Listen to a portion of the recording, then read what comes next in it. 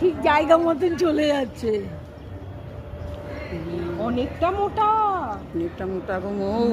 অনেক মোটা, লম্বাও অনেকটা।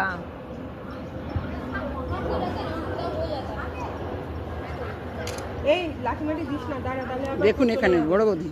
হ্যাঁ, রোদে দেখতে পাচ্ছি না হ্যাঁ, খালি চোখে। পাখিটা সাইড দিয়ে গেলেই তো আবার হ্যাঁ হ্যাঁ হ্যাঁ হ্যাঁ, ছবল মেরে দেবে। ওই তো। হুম, বাবা যাস না আর কোথাও, এখানটাতেই থাক, এখানটাতেই থাক। অনেক মোটা আছে গো, লম্বাও আছে অনেকটা, দেখেছো?